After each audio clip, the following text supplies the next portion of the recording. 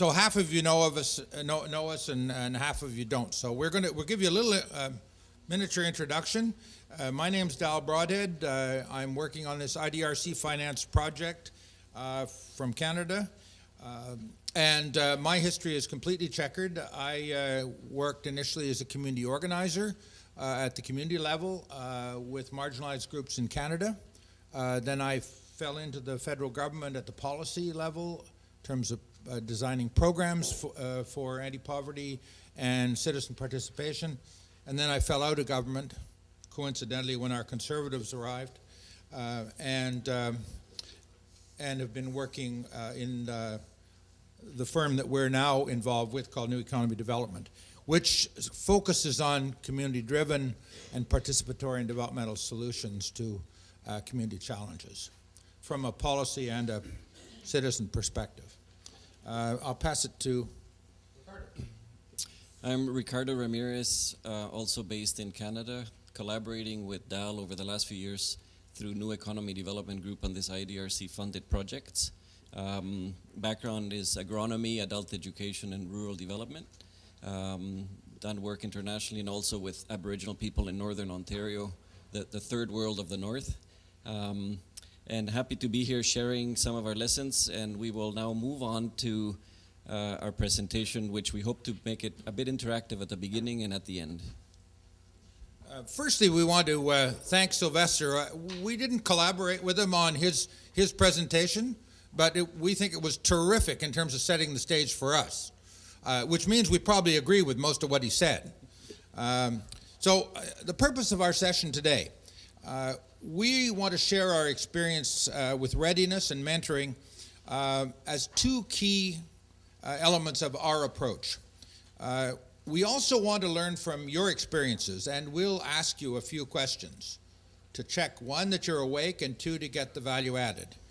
And we're also interested in discovering from amongst this crowd possible users of our research so that we can, in fact, walk the talk, as they say. And we'll get into that a little bit later. So the session really emphasizes our capacity development approach to utilization-focused evaluation. I'm next.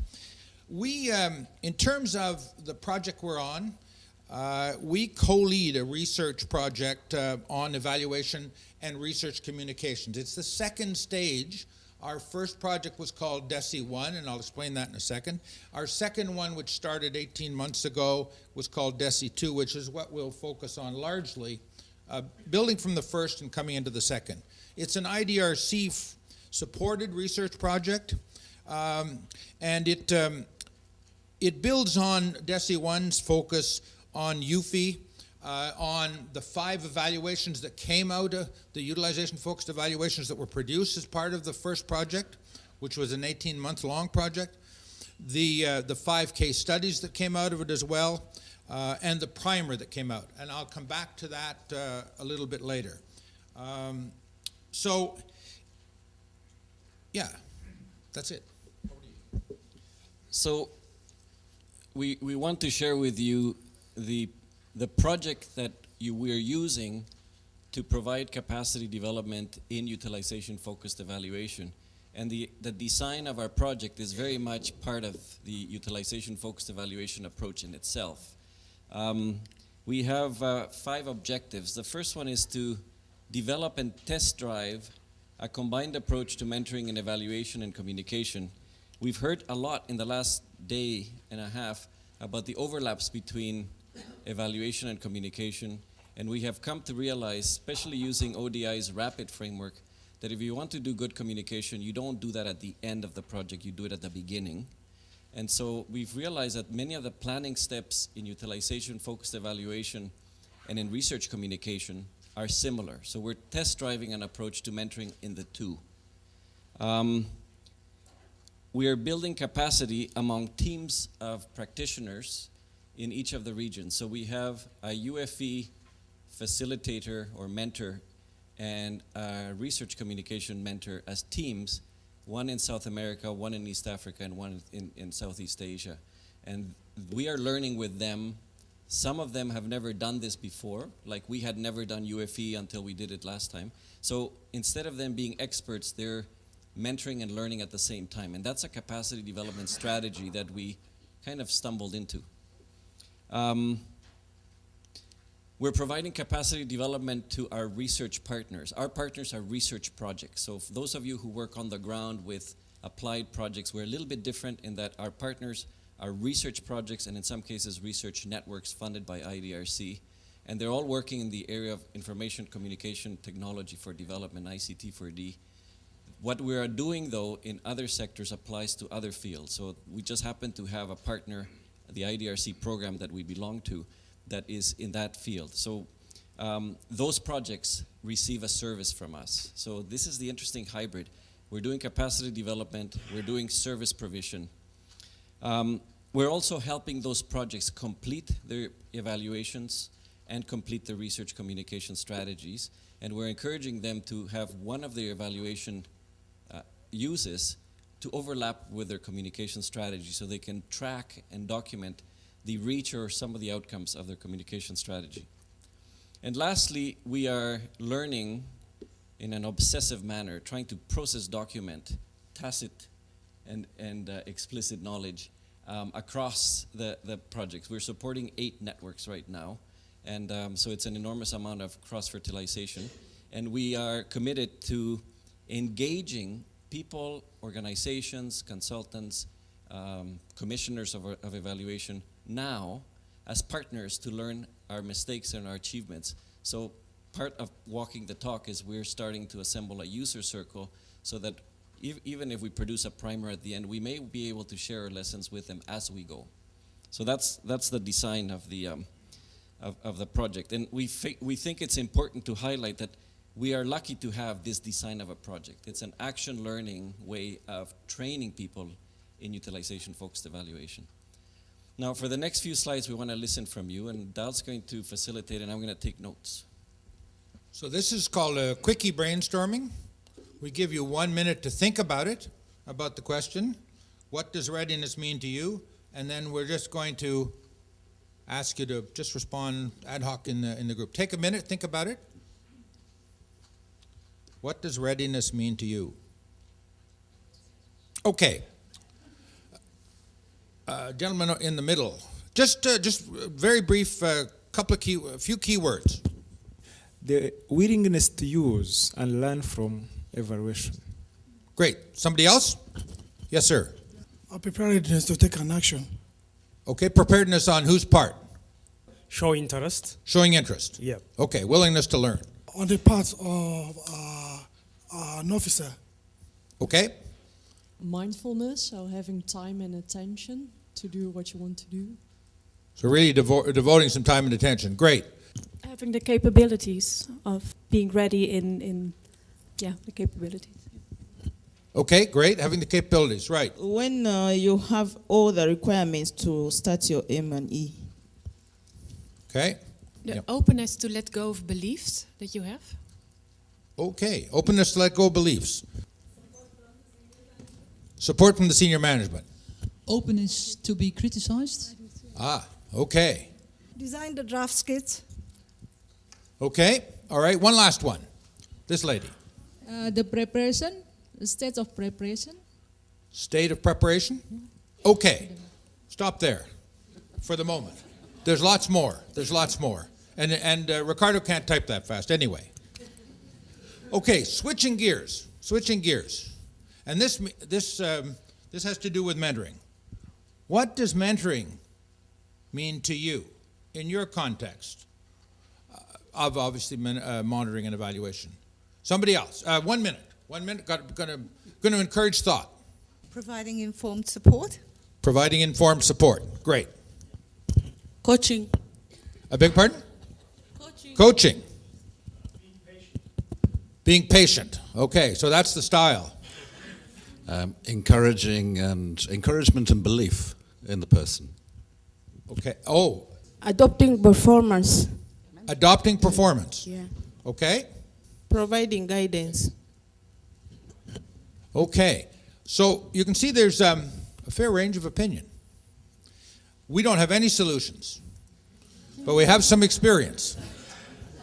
We have some experience. And speaking of experience, I'll pass it to Ricardo.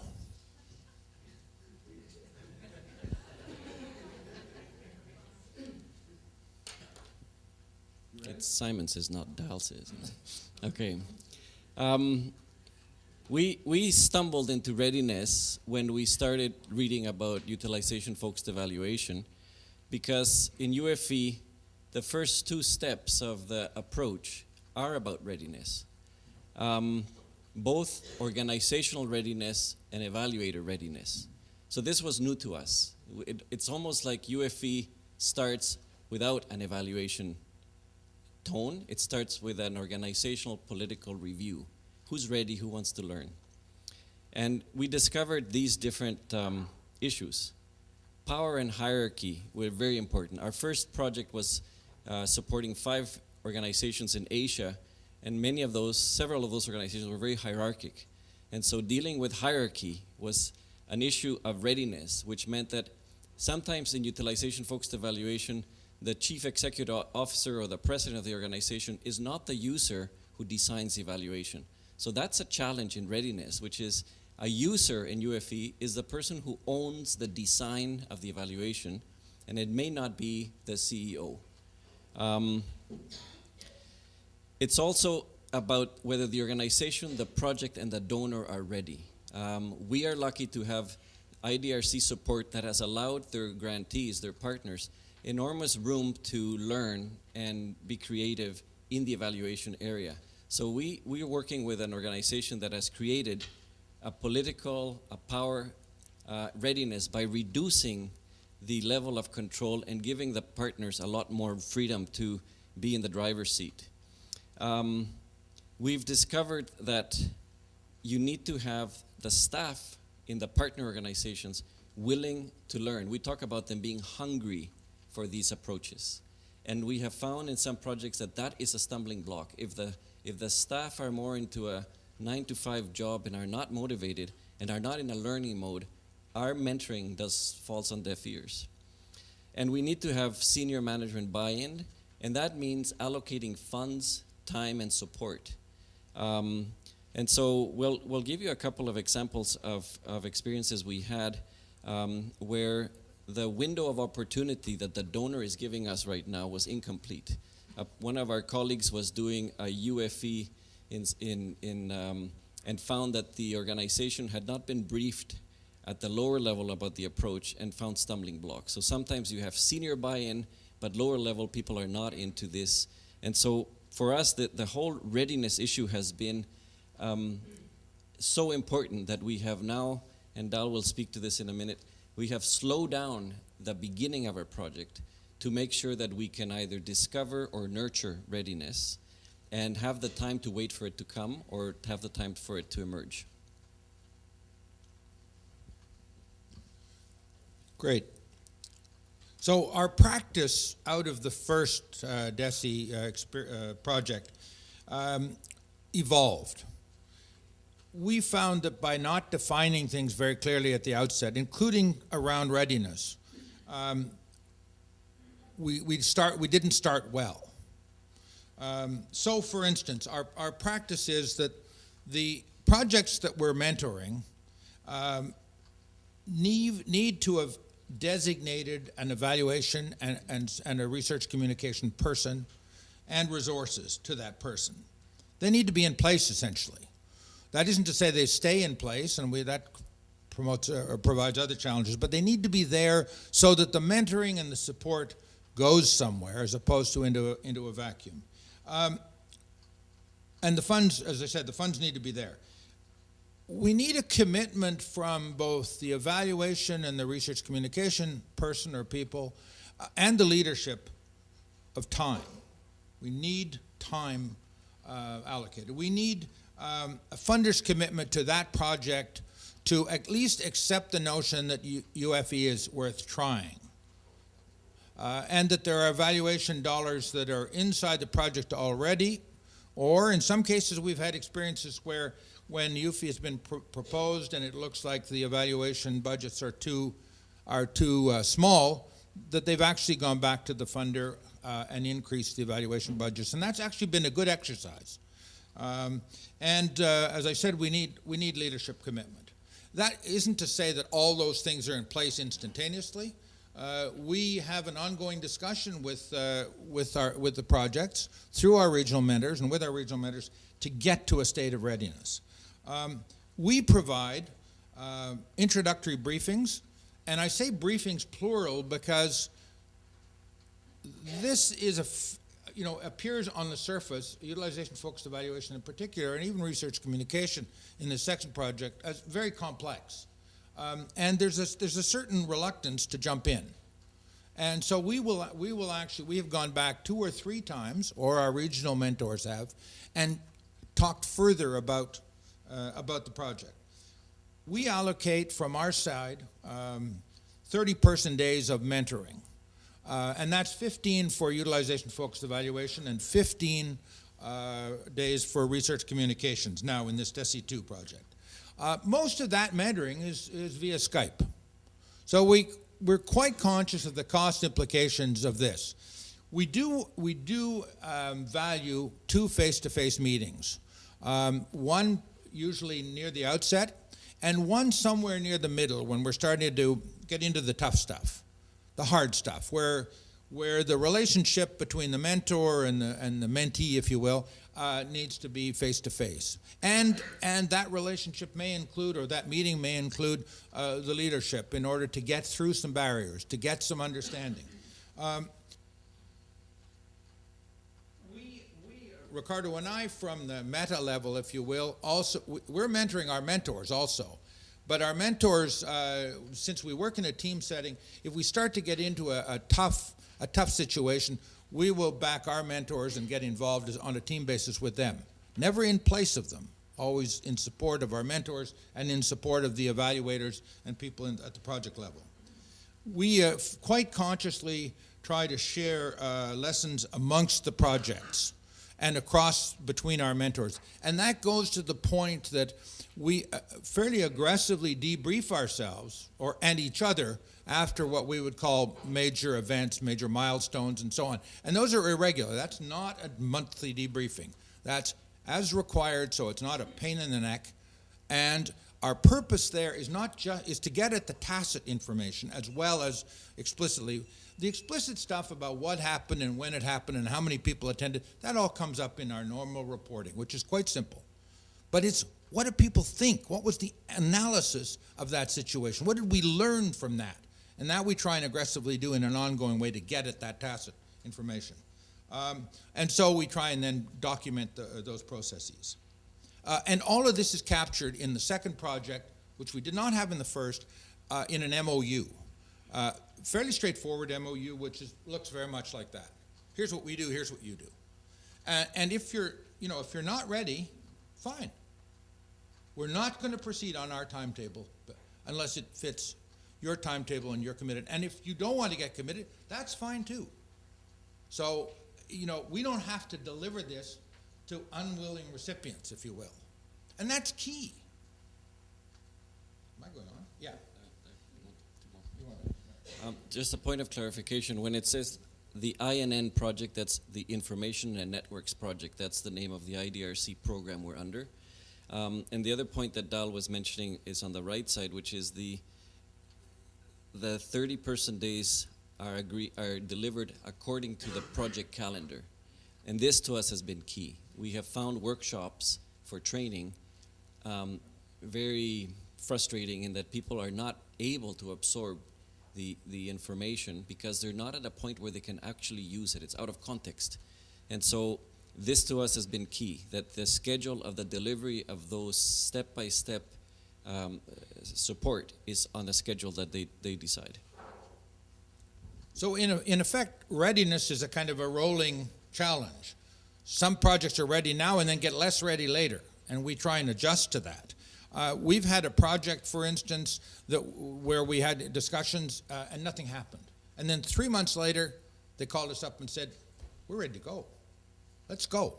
We had another project that started off with a bang right away and then kind of slowed down. And that's for all sorts of other organizational problems, hopefully not ones we caused. So, as Ricardo said, we try and adjust it to the pace. And it's also possible, in fact, that after thinking about it for 6 months, they're going to say, go away. That's fine. So we're waiting for the right time. We also think that this business of having the time needs to be reflected in project designs. There are implications about original project design that designers of projects and programs need to take into account. That readiness period is quite crucial and is very often ignored, because the funder has got, you got your contract and you're on the job the next day. Well, maybe not. The MOU is helpful, but it's not sufficient. That does not, it's the mentoring that comes along, so we have a discussion about how and when and where and so on. We're extremely conscious that there can be evaluation, and I'm focusing on evaluation at the moment, overload. And this can, and we've got some for instances right now in our current project where UFI has been, they're keen on it and so on and so forth, and then the funder comes in from over here, puts in some money and says, I've got a dandy log frame for you. Well, and the one that got parachuted onto 2 of our projects wasn't so dandy. But what it had the effect of is it froze our process. Because, of course, the funder implicitly has, a bit of sway. And we've worked with the projects and the funder to try and develop some room and to explore that area of complementarity between what we're doing and what they're doing. And a log frame and the UFI are not a contradiction in terms. They don't make it a ton easier, but they're not a contradiction in terms. How to make them fit is something that's a project that's at work right now. I think that's it. Yeah. So coming back to mentoring, this is our view of mentoring, and you'll see it echoes with much of your input. We came across people that do business coaching, and they said to us, coaching follows an established set of steps, which in UFE we have steps. So we are actually, in some cases, we're coaching. But then we switched to a mentoring role, which we understand as guiding, adjusting, troubleshooting, and many of your contributions were about that. So it starts with coaching, it goes to mentoring, and Dal calls this moaching. So that's the new term of the day. Not mooching. But that's an interesting combination because it starts by giving our mentors structure and confidence that there's a path to follow, and then switching to a process of let's figure out how this works in your case, which changes the relationship to one more of co-discovery as opposed to advice. Our project supports the projects through regional mentors. So we have a layer of advantage and disadvantage. Our mentors have they're professionals with a long career in the evaluation and communication fields. They come with their own styles. And so we're learning from them. We're learning how they use our steps and curriculum. And so it's a step that is, in a way, very interesting, very central to our approach, but it means that we have layers of training and learning among ourselves to work with.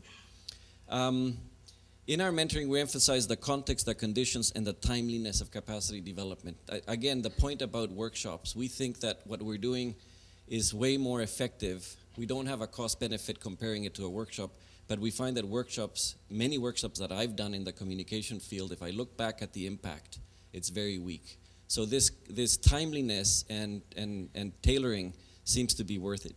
And particularly because we're training.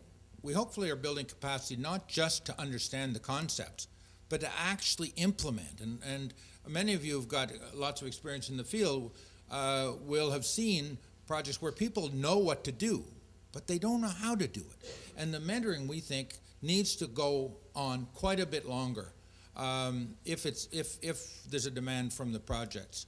So that implementation, which is where the rubber hits the road, happens, and it happens with some efficacy.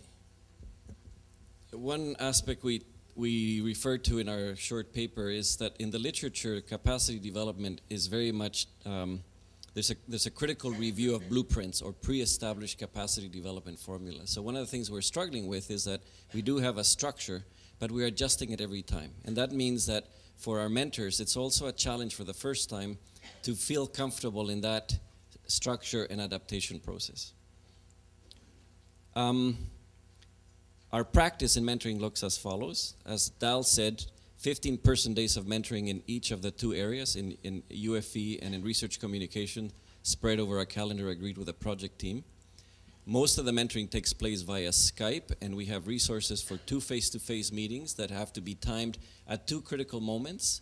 And at this point, we're not sure if those 2 critical moments in utilization-focused evaluation and research communications will coincide. We're trying to. As I mentioned before, we have the additional challenge of combining mentoring in 2 fields. So we're very much an experiment in that area. And as we continue over the next 2 years, we're going to be starting probably next year to do a very deep reflection about how this process works. We have the benefit of being a research project in capacity development. So trying to sum this up, lessons about readiness and mentoring together. Mentoring addresses the challenges of implementation during a project. It needs to be ongoing, and it must supplement one-shot training courses. That's what we just mentioned already. And we feel that training without mentoring and mentoring without readiness are just, if you don't have that combination, you have very poor results. So that's what we're starting to find as that's why we propose this session on readiness and mentoring, because they seem to be, from the point of view of introducing utilization-focused evaluation to projects, 2 of the pillars, we call them touchstones, something you keep on touching to give you confidence. They seem to be the 2 anchors that guide our practice.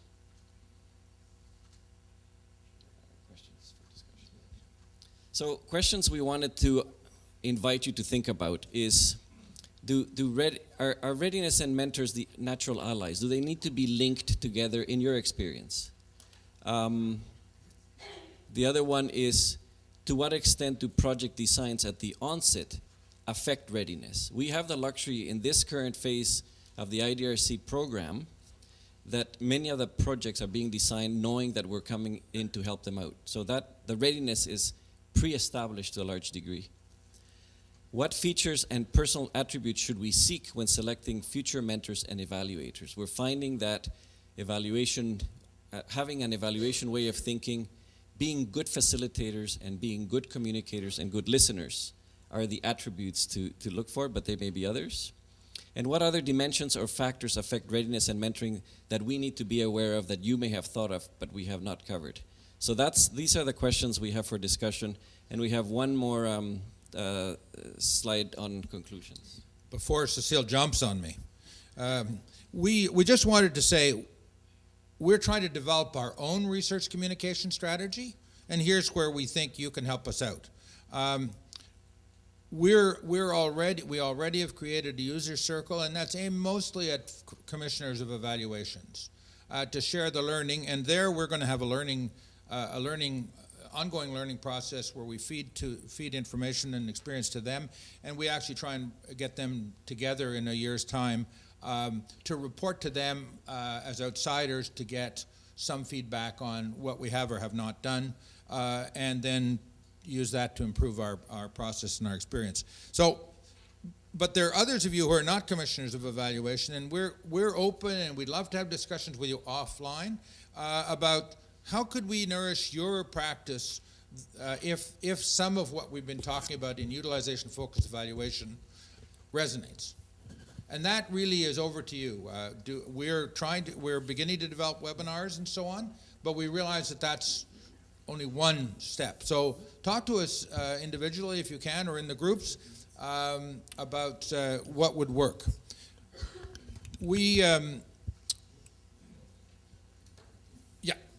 So if you are interested in the utilization-focused evaluation, this primer, and Simon says if you want this primer, you can get it online. The information is up there. Most of ours are online. This is about it in terms of hard copies. So thank you for listening, and have fun with the subgroup. Okay, thank you very much. Let's go for two burning questions. Whose readiness are you talking about and who's to be mentored? Are those the co-evaluators in your local partner institutions, or are those stakeholders who are affected and involved in evaluations that you do? Because that makes a very big difference, because they have very different perspectives on the evaluation. We're good. It's a good question, because in fact we went fast enough. We weren't clear on that. I agree. We're actually talking about a readiness at about 3 different levels. We're certainly talking about openness, come readiness at the leadership level. Where the stakeholders need to be willing, as somebody said, and open to the learning process. The evaluator and/or research communication person needs to be open. They don't have to be equipped, but they need to be open to it. And the funder needs to at least agree to make some room. This doesn't mean you take on board everything on trust, but at least people are agreeing that it's worth trying, and the argument normally is it's openness to learning. And so that's a multi-level thing. Do you think the funders are more open to participatory, sorry, I can hardly say it, but participatory action learning type programs? Do you think they're more open and agreeable to that kind of approach than in the past because of the uncertainty of the outcomes, etc.? Tough question. I think IDRC has given us a lot of room for that. I think we're seeing cracks in other organizations when they realize that as they're dealing with complex, dynamic projects, that the old approaches do not work. But I think part of our challenge is that we now have a little bit of track record here, and we do have an organization with IDRC's reputation behind us, and we're very keen to see if we can make inroads, because we think that this is not a solution for everything, but it has a place. And I think to go a bit further, our user circle is an explicit attempt after our experience in the first project to try and open that conversation and nourish it and get the feedback as well. So because we're not taking it as a given that everybody's open. We're also in our own practices where we see a potential opening when there's an RFP, for instance, a request for proposals. We're in fact aggressively going in and saying, you should consider this. Now, that's usually where there's, let's say, an NGO that's already oriented towards a participatory approach and might be able to, and a funder who's a little bit flexible, and we'll try and go through the partly open doors.